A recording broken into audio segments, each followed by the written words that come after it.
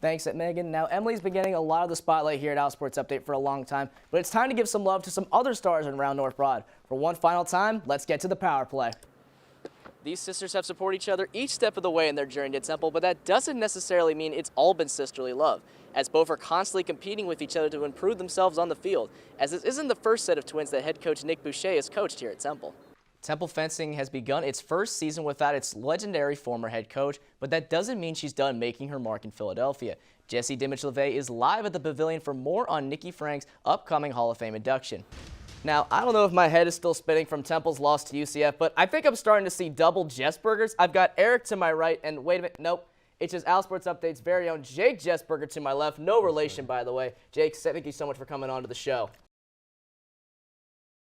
But for me, though, I want to talk about a player that's been battling in the trenches. I want to highlight Leighton Jordan. The outside linebacker had 2 sacks against Rutgers, which included one that knocked the Scarlet Knights out of field goal range, which gave the offense one last chance to take the lead late in the game. Jordan, he already has 4.5 sacks on the year, good for 5th best in the entire nation.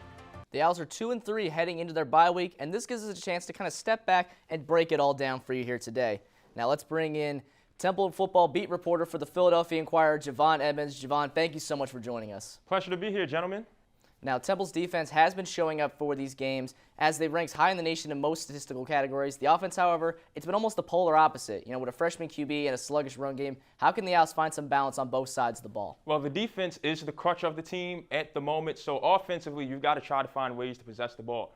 Temple football is still seeking its first conference win of the season, and the Owls had their chance on Saturday against Navy. The special teams unit for the midshipmen taking advantage of Temple's mistakes as Ahmad Anderson muffs the punt, and just like that, Navy is set up inside Temple's 20-yard line. On the very next drive, the midshipmen punch it into the end zone with this 15-yard run by Dabo Fofana, 10-0 Navy. Entering the third quarter, the Owls needed a spark, and Leighton Jordan provides it, forcing the fumble and recovering it in the end zone for the touchdown. Fourth quarter now underway, and E.J. Warner connects with Ahmad Anderson, who makes a sensational one-handed catch over the middle before being brought down at the 5-yard line. This play leads to a 22-yard field goal by Camden Price to force overtime. However, this is where the midshipmen would pump the brakes on any chance of a Temple comeback as Xavier Airline races it into the end zone, and that ends it. The final from Annapolis, 27 Navy, Temple 20.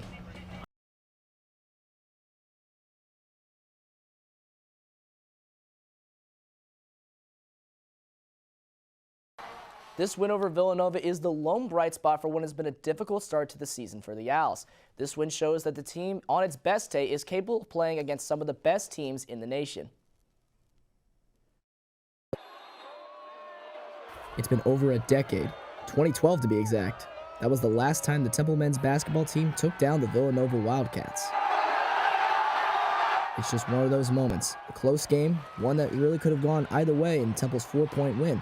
But this time, the Owls celebrated in front of a packed Leah Center. You know, all my life I've been dreaming of these moments. So when the moments like this come, I'm never afraid. Knocking a big top 25 team off for us at home, I think that was big for us. Damian Dunn and Caleb Battle were the headline acts for the Owls in their win against Villanova, as both players finished with over 20 points. Even the Wildcats head coach Kyle Neptune was impressed by their efforts. You know, credit goes to Temple. They were really good. They were tough. They were physical. They played hard. They were locked in, and you know, they just played better than us tonight. There's just no other way to say it. Just 1 week into the season, the Owls have been less impressive in an overtime loss to Wagner, and overly impressive in this win over Villanova. We're still a work in progress. We got some kinks to work out, but we got to keep the focus and make it more so about us. We're going to come out and we're going to play our style of basketball and have the opponents adjust to us. And I still don't think we put our best basketball together still. I still think we didn't put a whole 40 together, but, you know, it's a good start. And when we put a whole 40 together, you know, it's going to be a scary sight. Despite the win over Villanova, it's clear the Owls still have a lot to work on after suffering an overtime loss to Vanderbilt. They'll have their chance to do that this Friday against Rutgers.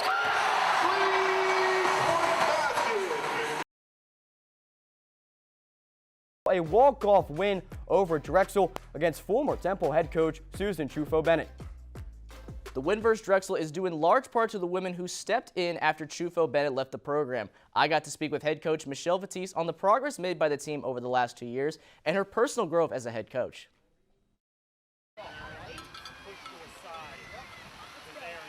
Sunday's last-second win over Drexel is the latest example of what's turning into a memorable season for the Owls.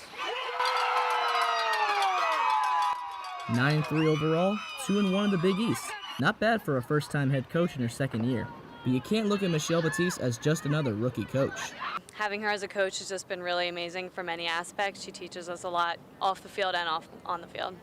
Coach Batiste is a former 3-time All-American at the University of Virginia. She spent 8 years with Team USA, winning 4 gold medals in the process.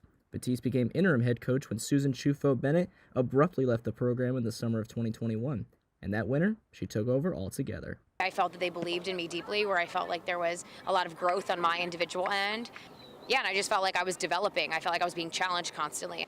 Coach Batiste's time with Team USA played a big role in her becoming a head coach, but it's also had a significant role in affecting her coaching style, as she and her staff are working tirelessly to make sure that their players are improving both on and off the field. For me, I'm trying to instill competitiveness in every aspect. I'm trying to instill a belief in themselves and a confidence in themselves. You can, with a lot of hard work, chip away at what you want to accomplish. Kind of like being the best person we can be on and off the field and always competing. You know, that's something she talks about all the time. We're competing every day to be the best version of ourselves. And this is certainly shown on the field. The Owls' 9 wins on the year are more than the team had all of last season.